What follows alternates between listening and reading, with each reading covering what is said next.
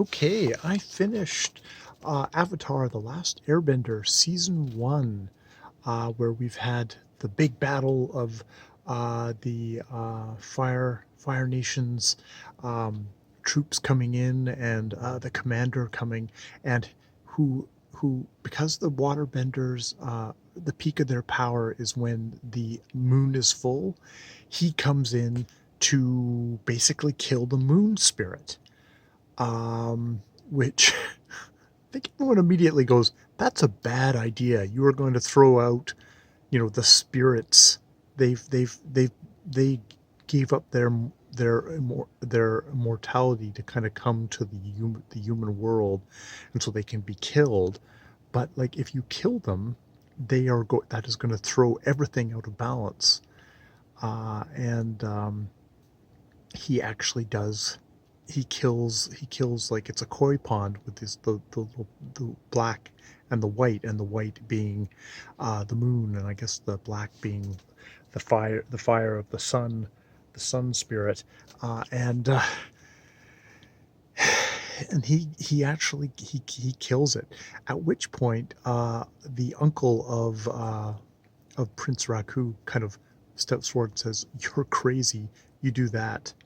You're you'll throw it, and I will take you on. I'll rain down as much as you will." So he actually takes kind of the Avatar Aang side, um, but he kills it. He kills this spirit in the form of a white fish, white koi fish, um, and we get this great thing where Aang goes into the water, and it comes out as like the Miyazaki forest spirit in Prince Mononoke, and it is it Princess Mononoke? I think it's Princess Mononoke.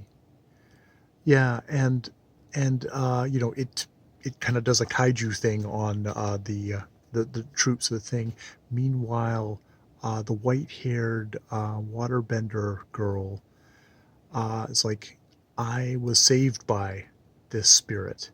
As a child, I was going to die. They lowered me in the water. It turned my hair white, but I've got that spirit in me, and I'm going to give it back to the water spirit so it can come back to life." And that would be her. That's her gone. And she goes, she disappears, and she reappears the the spirit, as the spirit, and that gives Sokka, who's been this such a goofy, I said, like kind of Xander jester laugh character through this thing, suddenly has this just amazing kind of dramatic, sad parting from this girl that he was definitely uh, developing very strong feelings for.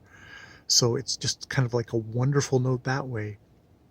Um, And actually, and the cool thing is that Lord Prince Raka is fighting with this commander, whose name, of course, I can't remember right now, because he tried to have him killed.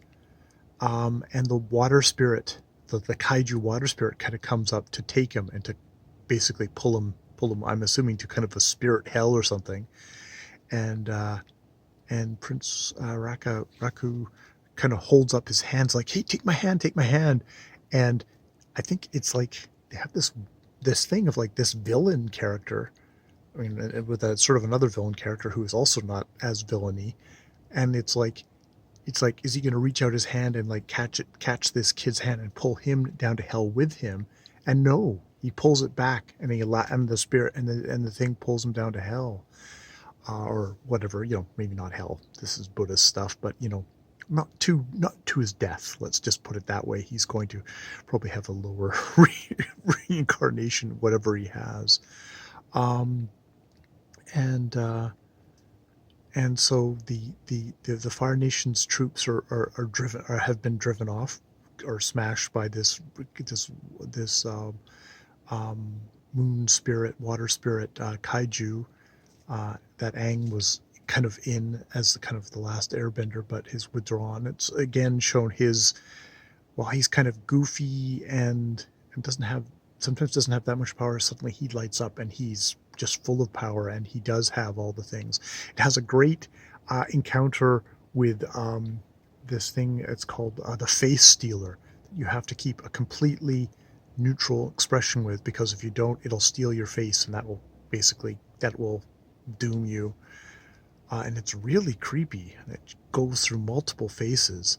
That, I guess, of all things, that it's taken the face of, which is and it's like a centipede, which has like a blank spot, which just kind of conjures up various different faces that it's obviously encountered over its many, many, many, many years, and it's the one that tells Aang where to find these, the that the spirits are back, the sun and the moon spirits are back in this koi pond as koi. um, so yeah, I'm really struck by just the kind of the little touches and things that just make the characters pop so much, that make them so interesting and rich, um, and enjoyable that way. It's in some ways it's a simple story, but just how they refuse to um, nail down the characters, not nail down the characters, but they refuse to make them just simply good or evil. They give them surprising depths for this show that is kind of a combination of a Saturday morning cartoon and Hayazaki Hayao Miyazaki kind of stuff. It's just really impressive stuff. Really impressive, just kind of sequential storytelling of just this layering, and kind of just measured storytelling of how they've slowly advanced things over the thing, um, expanding on the characters that you love, making the villain characters that much more interesting as they go along, and how satisfying that is. So yeah, I can see why Avatar: That Last Airbender is one of these shows that people really enjoy. Really enjoy. Yeah. Okay. That's all I have with that.